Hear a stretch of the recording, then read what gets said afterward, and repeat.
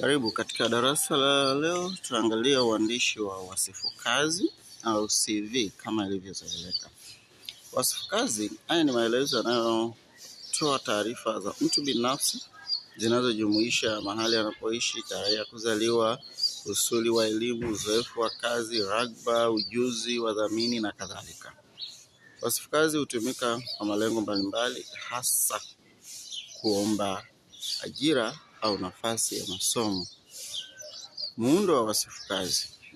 Wasifu kazi huwa na muundo ufuatao.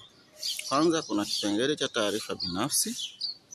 Hapa utaziona taarifa binafsi za mhusika kama majina, jina la ukoo, majina mengine, tarehe ya kuzaliwa, jinsi, kazi yake, uraia, hali ya ndoa, njia za mawasiliano kama anwani, simu, barua pepe, lugha anazozungumza na kadhalika.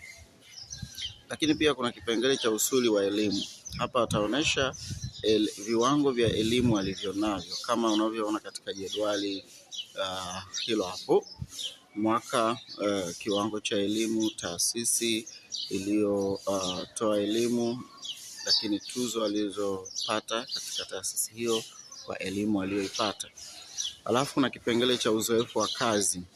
Hapa pataoneshwa uzoefu ulionao katika kazi.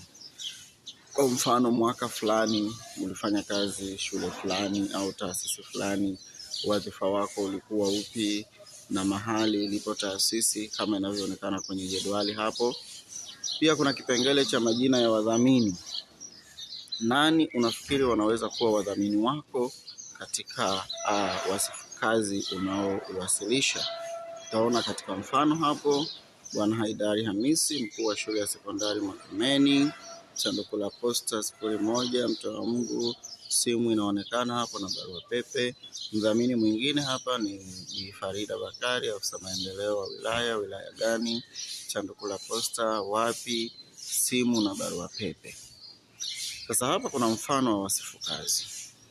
Nimeanza na taarifa binafsi kama zinavyoonekana hapo: majina, utaifa, mahali pa kuzaliwa, tarehe ya kuzaliwa, jinsi, hali ya ndoa, anwani ya posta inaonekana hapo. Halafu kuna sifa za kitaaluma. Nimeanza na elimu ya juu kabisa, shahada ya sanaa katika elimu, chuo gani amesoma, cheti cha elimu ya sekondari ya juu, chuo cha taifa cha usafirishaji ndiko alipofanyia mtihani huyu mtu, cheti cha elimu ya sekondari ya kawaida, elimu ya msingi. Halafu panafuata uzoefu na historia ya kuajiriwa, kama ulishawahi kuajiriwa mahali popote na uzoefu gani unao. Halafu kuna ujuzi na weledi. Hapo utaeleza ujuzi ulionao na weledi ulionao katika maeneo mbalimbali. Halafu kuna machapisho na utafiti kama umeshawahi kufanya. Hizi ni taarifa muhimu sana katika kuwavutia waajiri.